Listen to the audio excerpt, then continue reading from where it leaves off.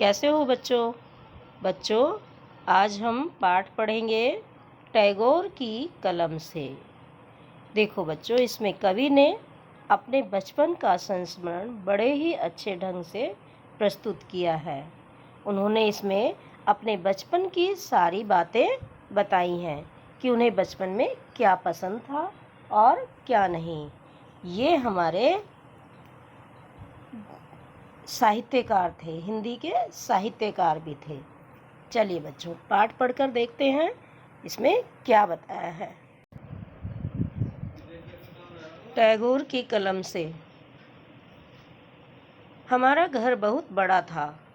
आसपास के घर भी बड़े बड़े थे। कई घरों की छतें एक दूसरे के पास पास थी। मोहल्ले के लड़के उन पर पतंग उड़ाते थे। रंग बिरंगी पतंगें उड़ती हुई मुझे बहुत अच्छी लगती थी।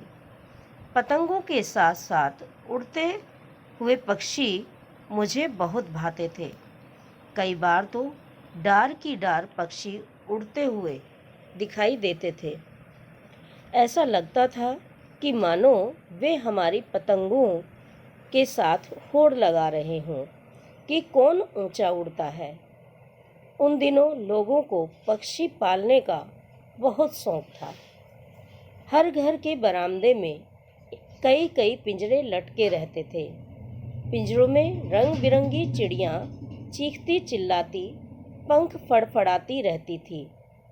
उनकी आवाज़ों से मेरा मन दुखी हो जाता था। मुझे विस्तृत नीले आकाश में उड़ते हुए पक्षी अच्छे लगते थे। मेरी मंझली भाभी को भी मैं अपनी सहेलियों की देखा देखी चिड़ियाँ पालने का शौक हुआ। वे कई दिनों से कुछ पक्षी लाने की बात कर रही थी। देखो बच्चों, रविंद्रनाथ टैगोर बचपन से ही पक्षियों के प्रेमी रहे हैं। उन्हें पक्षियों से प्रेम था, लेकिन उन्हें खुले आसमान में उड़ते हुए पक्षी अच्छे लगते थे, ना कि उन्हें बांध कर रखा जाए और उन्हें पिंजड़े में कैद करके रखा जाए। उन्हें पिंजड़े में कैद पक्षी और उनके बोलने की और चीखने चिल्लाने की आवाज़ें बिल्कुल भी अच्छी नहीं लगती थी और वो उन आवाज़ों को सुनकर दुखी हो जाते थे। तो आगे चलते हैं बच्चों।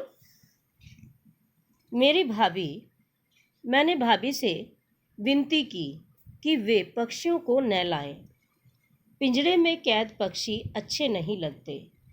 मैं उन दिनों 8-9 वर्ष का बालक ही था। मेरी बात कौन सुनता। भाभी 4 रंग बिरंगी चिड़िया और एक नया पिंजरा ले आई। पिंजरे में बैठे पक्षी चिल्ला रहे थे। भाभी हंस हंसकर उन छोटी छोटी चिड़ियों की प्रशंसा कर रही थी। वाह, कितनी सुंदर चिड़िया है। सभी खुश थे, बस मैं ही उदास था।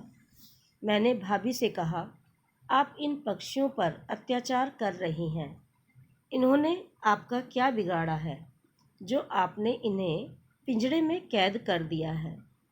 भाभी ने मुझे डांटते हुए कहा, छोटा मुंह बड़ी बात, अपनी उम्र तो देखो। बड़ा आया है मुझे सिखाने वाला। जाओ छत पर जाओ, तुम्हारे मित्र तुम्हारा इंतजार कर रहे हैं। वो पतंग उड़ा रहे हैं, जाओ तुम भी पतंग उड़ाओ। मैं उदास हो गया और सोचने लगा कि कैसे इन पक्षियों को स्वतंत्र करूं। एक दिन मुझे अवसर मिल ही गया।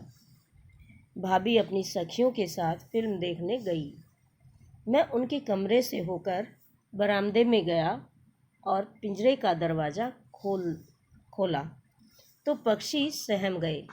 मैंने उन्हें पकड़ा और बरामदे से बाहर उड़ा दिया। भाभी घर आई तो पिंजरा खाली देखकर बहुत झल्लाई। उन्होंने खुद तो क्रोध किया ही, परिवार के अन्य लोगों से भी मेरी शिकायत की। सबको मेरा यह काम अनुचित लगा। सबने मुझे डांटा। देखो बच्चों, हम जब कोई गलत काम करते हैं तो हमें हमारे बड़े डांटते ही हैं, लेकिन टैगोर ने जो ये काम किया था ये गलत काम नहीं था, ये सही था। पक्षियों को कैद करके रखा गया था तो इन्होंने उन्हें आज़ाद कर दिया था।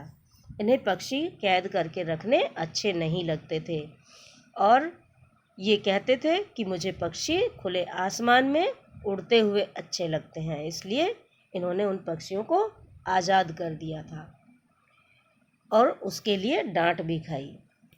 चुपचाप सुनता रहा क्योंकि मुझे पक्षियों को आज़ाद करके बहुत खुशी हुई थी।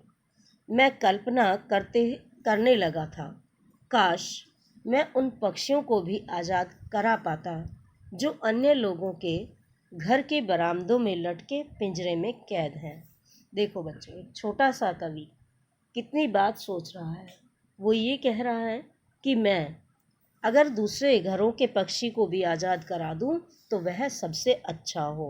मेरे लिए सबसे अच्छी बात वही होगी जो मैं सारे पक्षियों को आज़ाद करा सकूं।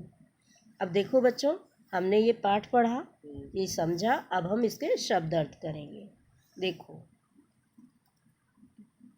भाना यानी अच्छा लगना, होड़ यानी प्रतियोगिता, विस्तृत फैला हुआ यानी बहुत बड़ा, चारों तरफ फैला हो, विनती प्रार्थना, स्वतंत्र स्वतंत्रता का अर्थ है आज़ाद, झल्लाना यानी चिढ़ना, अनुचित बुरा लगना, अनुचित का अर्थ है बुरा लगना, डार की डार यानी झुंड के झुंड, शौक चाह या रुचि, मंझली, मंझली का अर्थ होता है बीच की, अत्याचार किसी पर अन्याय करना, अवसर यानी कोई मौका मिल जाना, क्रोध गुस्सा, कैद बंधन। देखो बच्चों, ना बंधन में हम रह पाते हैं ना ही पशु पक्षी रह पाते हैं, इसलिए हमें किसी को भी बंधन में नहीं रखना है और हो सकता है तो उनको आज़ाद कर दें। तो बच्चों, आपको ये पाठ पढ़ना है और इसको अच्छे से ध्यान से पढ़कर इसके शब्दार्थ भी लिखने हैं। धन्यवाद।